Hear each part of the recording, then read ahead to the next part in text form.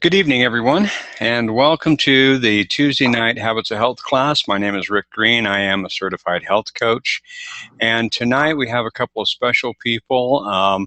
First off, I'd like to introduce Angie Martinez, who has been doing the program for a little while now, and she'd like to share her story.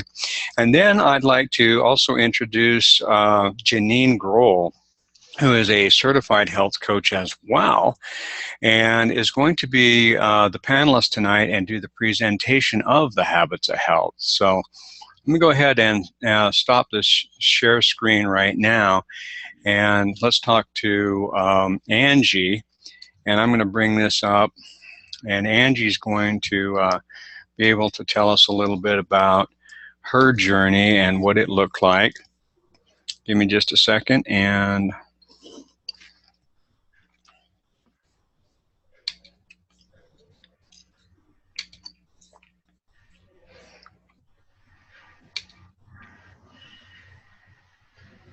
Angie, are you there? I am. Okay, just a moment. A little technical difficulty here, but as it is, you know how that goes. It wouldn't be a show without technical difficulties. Oh, of course. That's It's always right. like that, right? That's probably my fault. No. Can't even find it. We go from one to the other. Sorry about that. It's all good. My dad It's all would good. say it's there to teach it patience and tolerance, is what my dad would say whenever there's Patience and tolerance. yeah. I hated that when I was a kid, though. That's an Idaho thing. That's right. Oh, there you are. Look at how cute you are. Thank you. There you go. Okay, Angie, tell us about your journey. Okay. Well, I have struggled with weight my entire life. I have been on every diet that there is out there, and I finally reached my highest weight of 340, and I finally resorted to gastric bypass about 13 or 14 years ago. I lost 160 pounds and thought life was great, and I actually gained 100 of that back because I just didn't know how to keep it off. I didn't learn any habits of health or anything like that. And I'd pretty much given up. And so my husband actually heard of a company called Take Shape for Life, and we decided to request information. And a wonderful lady, Rita Wheeler, called me and explained the program. And I loved it because Rita never pressured me. I never felt pressured from her to do this program. She just told me about it and gave me the options of what I could do. With her help, I've lost over 80 pounds, and I have about 45, 50 left to get to my goal weight. But through the program of Dr. Anderson's Habits of Health, I have not only received the blessing of having my life back, but I've also been able to see the blessing that it is in my family's life, and the lives of the people that I am currently coaching myself, which is exciting. My life has been given back to me. I had the opportunity a couple weeks ago to go on a roller coaster for the first time in forever. I can't remember the last time I actually went on a roller coaster and fit. And I can shop in the regular size clothing, which is pretty fun because there's a lot more cute clothes in that selection. My husband, this one's kind of funny, but my husband can actually put his arms around me all the way, and he can touch both of his elbows, which he thinks is kind of funny. And my kids actually have a mom that can get down and play with them now, which is really awesome. But I love Take Shape for Life because it has given me my life back, and I don't ever want to not be on this journey of optimal health. I'm really, really, really grateful for this in my life. I think that's awesome. That is just a fantastic story. Thank you. Thank you so much for sharing that with us. Well, now I'd like to have Janine come right on in, and she can go ahead and do the share screen. Okay. Go ahead and do our presentation for this evening. Thanks, Angie. Appreciate that. Thanks, Angie. That was so wonderful. As I'm waiting for there we go. This is our cool little brain thinking right here. I love your story, and I love that you're a fellow Idahoan, because I'm in Preston, Idaho, and I love to hear the stories about the transformations because they're so inspiring to me, and I've been able to help people make those, and that's the most rewarding part of my job. I've been coaching for about 7 years now, and I don't have a great weight loss, but I've helped a lot of people to lose weight. I have a fitness center, and here we try to incorporate all the habits of health, and today we're going to talk about this habit of inflammation, which is one of them, and I'm so passionate about helping people change their life. This is what I love to do, and I'm so excited to be on air with you guys tonight and sharing with you some of the things that I really love. As we go through, we've kind of talked in the past about the last couple weeks about last week was surrounding yourself with a healthy support system. So important. It's a great part that I love about Take Shape for Life. The support system is amazing. I mean, it really is. I've never had such a great support system for people, and this is one thing that really, really helped influence me to be part of Take Shape for Life was the health coaching aspect of it, the lifestyle, and the support system, because it teaches people how to live. And I love that Angie shared that she now has that freedom to live her life the way that she wants to live. And then week number 9, when we talked about healthy sleep, was great with the melatonin helping with, if you needed that, preparing yourself for sleep as an important part.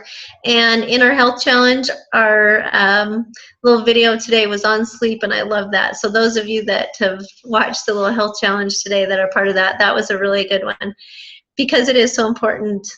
Sleep is part of creating that optimal health that sometimes gets left behind. And it was actually one of the things that I struggle with the most. So that's one thing that I work on, is my habit of healthy sleep. So as we move on, hopefully, if you've had a chance to read chapter 19 in Dr. A's Habits of Health book, as I was preparing, I got to go back and reread that so I could share that a little bit better with you. But I really is amazing book. I just love Dr. A's book. It's such a great resource. So if you hadn't had a chance, go back and reread that or read it for the first time. And you can also go into your workbook and complete lessons 15 on dousing inflammation. And I always like to say, you know, the reading is the information, but the workbook is the transformation. So if you haven't had a chance, go in and do that part too. So today, we're going to talk about understanding inflammation and premature aging, or as I would tell everybody, we have found the fountain of youth. So if you haven't got on board with us yet, we definitely have it, and it's something that people pay big bucks for in all areas as they're trying to find that fountain of youth, and we've got it. We learn how to create your healthy immune system, learn how to beat inflammation, and understand the influence of bad health and the effects of bad health on our body. And that was another reason why I kind of got into I'm a dietitian into dietetics, was because I wanted to see what the proper way was to care for our body, and Take Shape for Life goes so well with this. So let's talk about dousing the flame of inflammation, which is exactly what we want to do. And I've been inspired by a lot of people. For example, my sister, who had fibromyalgia, who went on this program, and she had tried everything, and within months she found relief from the inflammation that was in her body with her fibromyalgia. And then after losing her weight, she was able to do triathlons, and we do those together, where she couldn't do that before because of this inflammation. So this is a great graph here, and I didn't really get it until I was studying this with Rick today, and seeing the red and the greens, and seeing how it all worked together. So as you look at this, you can see as your weight goes down in that phase 1 part of your journey, as you're in the weight loss phase, you can see how your body's decreasing in inflammation just with the weight loss, but also because the program is so anti-inflammatory, the way that you're eating. You can also see that your lean muscle mass is slowly increasing and your percent body fat is dropping. And that's one thing that we test often here at our gym is your ratio of muscle and body fat. And I have been so amazed with the program that as people are losing weight, they never lose lean muscle mass. They generally increase lean muscle mass and decrease body fat. And that's what this graph is showing us here is that increase in lean muscle mass, decreased body fat, and decrease in inflammation. Or as we're going to talk about, the C-reactive proteins that we measure with inflammation. So moving on here, the inflammation response isn't a bad thing. I think sometimes it gets a bad name, but it can be a very good thing. We want the inflammation response, inflammatory response, because it helps to go in after you've been injured, destroy some of the injurious agents, and remove them from the inflammatory site. So if you scrape a knee or you cut yourself, or you've got a sore throat or something like that, this is really important. It's going in and helping to heal you, to wall off and isolate those agents so it can limit the effects of it. So it really does promote healing. And we definitely want that in our body. We want that during that acute phase. And I like what Dr. A says on page 230. He says, the negative effects of an overactive immune system aren't felt overnight, but over time. If we keep our immune system in constant alert through bad habits such as unhealthy eating and avoiding exercising, neglecting our sleep, our bodies will begin to age and break down prematurely. So what he's saying there is that acute inflammation is good, but the chronic is not so good. And so that's what we're going to look at today, is how to prevent that chronic inflammation in our body. Chronic inflammation is kind of a silent enemy. We don't really feel the effects of it sometimes until it's too late. I know that when I used to work as a clinical dietitian in Salt Lake, and a lot of times I worked with the heart patients. So I'd go in and there would be people, to me, you know, there'd be all shapes and sizes then and stuff like that, that just had had a heart attack, and we'd do some assessments on them, and I would do the diet assessments, and they would be telling me what they ate. And I just wanted to ask them, how could you not be having a heart attack? So I just feel so strongly that this is important to warn people of, that they don't notice it. It's like those small choices over time that may have made that difference. It's the silent enemy. And we only pay attention to it when it's in that acute phase, like when you're in the hospital, in the bed, then you pay attention to it, and then it's a little bit too late. So it does affect your cardiovascular system. You're going to find that you can see warning signs. So pay attention to these things like high cholesterol, high blood pressure, like atrial fibrillation, abdominal aortic aneurysm, stroke, sudden death. And obviously, if you had sudden death, then maybe it's a little bit too late. But you can pay attention to some of those other signs. And other things like the respiratory system, you can see asthma, nasal polyps, sinus infections. Then it affects the kidneys. I mean, it affects so many different organs. You know, it affects your kidneys, and there's a lot of those big words, glomerulonephritis, nephrotic syndrome, nephrotic syndrome, and chronic renal failure. And I used to work with a lot of people that were in renal failure, like from diabetes and stuff like that. And sometimes, you know, but they didn't see those warning signs until, once again, it was too late from that chronic inflammation.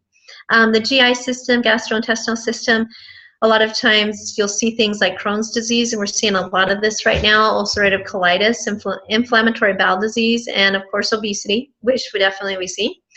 The brain is affected with Alzheimer's. My father-in-law had Alzheimer's, and I was amazed. The doctor told me that the symptoms don't show up. The damage is done probably 20 years prior till the symptoms actually show up. And that was such a shocker to me, 20 years ahead of time, because then I was thinking, oh my gosh, I hope I'm not experiencing some of this damage right now. So these things are great to prepare for, but mood disorders, depression, schizophrenia, those type of things, it affects our eyes, it affects the endocrine system. with diabetes. A lot of us are seeing that now, or the non-alcoholic fatty liver disease, and things like breast cancer, colon cancer, and prostate cancer. So these are just the warning signs. Look out for those, and this is why we want to get healthier. This is why we want to do this. The habits of disease that cause inflammation come from different areas in our life, and some things you can control and some things you can't control, but there actually is a lot of controllable factors here. And there's three main sources. You have your external environment, you have your internal environment, and then you have your food. So you can see we're going to maybe toggle back and forth a little bit here so that you can see some of the things that really do affect, and maybe take a moment to think, okay, what can you control? Like high exposures, if you look at your external environment, look around you and see if there's chemicals and toxins that are surrounding you. I know, like my brother-in-law, he's a mortician, and he's always he's in the formaldehyde and stuff like that, and it has affected his health quite a bit. So there's some toxins. I'm not saying that, you know, we're all exposed to them, but just kind of look at some of the things that the pesticides and things that we use that can be controlled. Stress definitely can be controlled, and that's a whole different lecture on itself. So we're not going to talk as much about stress. We're going to talk a little bit, but that is huge. Allergens, excessive UV, and radiation is all things that create some of these free radicals that go in and damage our body. So that's our external. Let's look at our internal environment. Sometimes, like we're saying, these things that are happening within that we don't really notice right away. So chronic infections, people that have chronic sinus infections and viruses also cause quite a bit of inflammation. The visceral fat, and that typically is that fat that's around the belly. So if you know you're carrying some of that, that's going to cause inflammation. Lack of sleep is huge, and overuse of antibiotics. So all those create that internal. And a big thing now that we are definitely going to talk about is our food. And in America, this has been a challenge because of our culture, as we all know, as Dr. Anderson talks a lot about the culture of America. So typically what's happening now is we're getting a higher intake of calories, a higher intake of refined grains, simple sugars, high fructose corn syrup, and omega-6 fatty acids and saturated fats, trans fats, and overcooked and charred food. As I was trying to tell my kids the other day when they cooked actually a hot dog over the fire and burned it and then ate it. So I was trying to tell them, hey, that doesn't do any good for your body there, not to mention the hot dog. So let's talk about some of our foods and how we can help our body reduce inflammation through the food that we eat. First of all, processed foods tend to increase your inflammation. Also, high glycemic carbohydrates and all these saturated fats are very inflammatory. So many of these elements of these foods, they have a lot of that more toxin than nutrients. And our immune system tends to recognize that. The levels of chemicals in there they recognize, and then it just goes in and it starts attacking almost like as an acute. So it'll sense those. Carbohydrates, these high glycemic carbs, and I love in Dr. Anderson's book that he has in the healthy eating section that we have gone through in some of our past classes, the glycemic index. So with the glycemic index, we can tell which carbs are higher and which ones are lower, because your high glycemic index carbs, like really your simple carbs, your white breads and some of your, like white rices and stuff like that, which cause that sugar spike, can also cause systemic state of inflammation, while low glycemic carbs, like your whole grains and, your starchy vegetables and stuff like that are lower glycemic, can create a state of health. And definitely we can use our fats. We can sure use our fats for anti-inflammatory. It used to be we were on this big fat, no fat kick. As I've been in dietetics for several years, I've seen the cycles, and it's really interesting. And when we went fat-free for a long time, it actually caused some problems, and we found that people really weren't losing weight on that fat-free fad. They and some of them were having more problems because they were adding in sugar instead of fat. So we kind of figured that out, and hopefully we're all getting healthier now. And I love this chart. This is another one that Rick helped me kind of figure out with the greens and the reds. So this is really cool. So the green is good, and as you're at the top of here, you're going to find that these are the ones that are healthier for you. These are the ones that can help reduce inflammation. And as you go on down, as you get to your French fries and onion rings, those are definitely in the red group, and they're going to be the ones that are going to increase inflammation in your body. So when you're eating that fry, just think of inflammation kind of surging through, and it won't taste as good, I promise you. Because sometimes I feel like when I'm eating, if I eat something that's not so good for me, I can just feel it clogging my arteries, and that just ruins it right there. So if you can picture that in your mind, and keep this chart in mind too, because some of these fats that really are good for you. They really are. So olive oil, almonds, canola oil, avocados, these are all included too in our program under your healthy fat section, and encouraged to eat. Unlike the fats in fish are very good. Salmon has some really good oils in there, and some of your other fishes, and some vegetable oils work too. They're corn oil, soybean oil, safflower oil, and cottonseed oil. But then you get into your saturated fats, and these are the fats that are a little more typically solid at room temperature, but not always. Sometimes we'll have some of our oils that have more higher ratio of saturated fats in them, and also more trans fats. And trans fats means that when it was liquid and they were putting the hydrogen back onto there to make it solid, that sometimes those bonds cross, and those just aren't really great for your body. So if we look at some of those saturated fats, the fats that are solid on your red meat, cut those off, first of all, or maybe eat leaner meats, things like your sirloin or round meats that are really a lot healthier. Cheeses, you can also choose some healthier cheeses, maybe things like mozzarella over some of the other higher fat, saturated fat cheeses, coconut oil and butter. So your trans fats are going to be things like your margarines, and so they are, as you can see, more down into that red list than even your butter. So if you have a choice, I would go butter over your margarines, but if you really have a choice, go olive oil over everything. And cut back on some of the others that have the higher amount of inflammatory fats in them. So you can see baked goods, of course, because they probably have a lot of butter in them, or margarine, and also vegetable shortening. So let's look at the anti-inflammatory ones. Let's look at the good ones that we want to have. There's a great list here for you. Your flaxseed oil, your coconut oil, your canola oil, all these. So we're going to kind of go through these fast because time flies. I can't believe how fast it goes. But watch out for some things like your inflammatory omega-6s, things like your packaged foods and your margarines again. So let's go through some dieting tips. Well, we hate the diet word. I call them healthy eating tips for keeping inflammation in check. First of all, which is our best part of our program, help you reach and maintain a healthy weight by lowering your daily calorie consumption. Eat good foods like your omega-3s, your monounsaturated and your polyunsaturated fats, and then just try to avoid those bad fats, trans fats, saturated fats, those type of things. Avoid overcooking and charring your food, so don't burn those over the fire. And definitely eat more fruits and vegetables. Maybe hold off on the fruits if you're on or Take Shape for Life program in the weight loss phase, but definitely those are an important part as you're adding those in your maintenance. Especially low glycemic vegetables in these. So eating a variety of colors is so good. Eating more fiber and avoiding sugar. Of course, those highly refined sugars, things like gummy bears and cinnamon bears and stuff, even though they taste really good, they're gonna be a high sugar item. And look for that high fructose corn syrup in things. You can use herbs and spices. We have a great list of those, and incorporate modest amounts of antioxidant-rich foods like dark chocolate, which is my favorite, and green tea, my other favorite thing. So using some of these anti-inflammatory foods, some of these great herbs, I love these.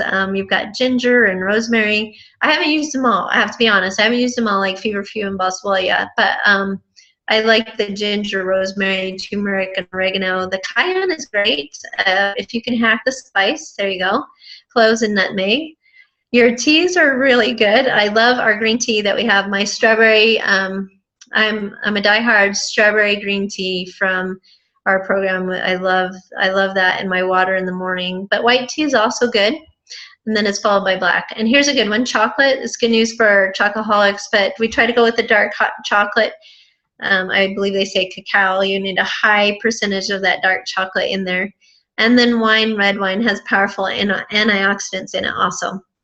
So we have a few minutes to talk about stress.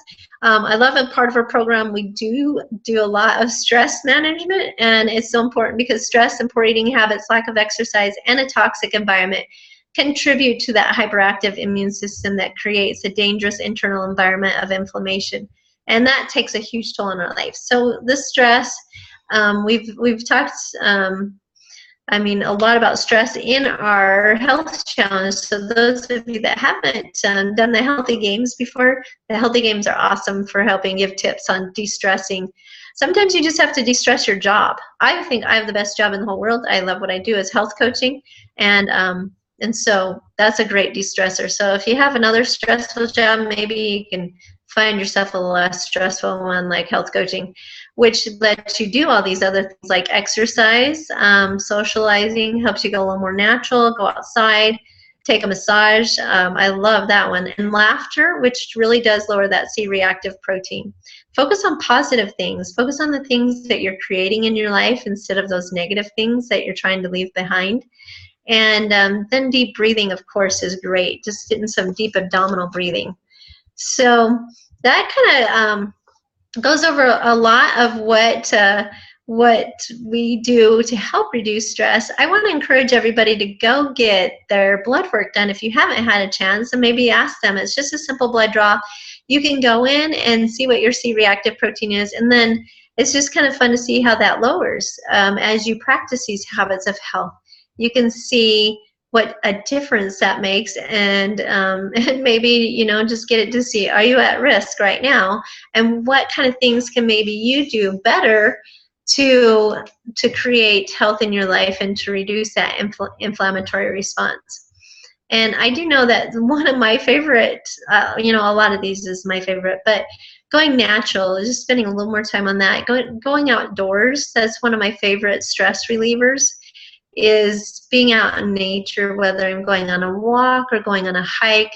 I loved our last nurses support call where Mattia, I think it was talking about how when she is stressed, sometimes she goes to the pantry to eat, and she has a little sticky note that helps remind her to go out and go for a walk outside instead. So when she goes outside and she goes for a walk around the block, then it helps her kind of put things back into perspective, and she gets back in and she's not as tempted to eat the foods that she wanted to eat. So there you go. Going outside is like prevents you from eating also. And treating your body with kindness and love and respect, I think, is a big part of it, as we're kind of decreasing our stress. So I wish we had time to open up for questions here. Or that we did do that, but I just am a firm believer as we go through these habits of health, how important decreasing inflammation is in your body. And I like what I think it was Marsha said in one of her calls. It's like a leaky faucet that just kind of drips every day, and the constant production of the inflammatory markers age us prematurely, damaging our organs and our systems. And so if you kind of think of that analogy, that it's just kind of dripping in your body, that you don't really see it right away, but you can recognize some of the habits that that sometimes we develop, some of the unhealthier habits, and replace them with some of these healthier habits that we've talked about today to prevent this inflammation from getting to those more acute stages that we talked about in the very beginning, and first of all, saving us a lot of grief and quality of life, and also money, and providing us the quality of life that we really, really want to live. So I would like to thank you all for joining us today. It's been my pleasure, and I hope you've learned a few things on how to decrease the inflammation in your body. And I'm going to turn the time back over to Rick there, and we're going to go ahead and stop our recording. You still there, Rick? Yep, I'm here. So thank you so much. That was awesome. I think as it is, looking at these tips that we've got here, de-stressing your job, working from home, all of these are great tips. And the fact that one of the things that I really want to look at is focusing on the positive. The self-image is really a powerful stress creator, so that you can look or reduce your stress. So, thinking of those things, I think that it would be wise to, creating the less stress-free environment, because as it is with stress, it also creates the inflammation. Exactly. Exactly. Yeah, Thank you guys for participating tonight. We had a lot of questions as I went through some of the Q&As, and we had some really good points here. So thank you so much for participating. Please look forward to week 12 next week, and this will be our final of this series, and then the series is going to start over again. So we're going to be wrapping it up next week on the final 12th week, and then we're going to start over again. So if you'd like to join us, then please do. We're going to start again with week 1. Thanks, everybody. Enjoy your evening, and thanks for stopping by. Hopefully you have a good evening. Thanks, Janine and Angie, for all the information. Have a good night. Have a great night. All right. Bye-bye. Bye-bye.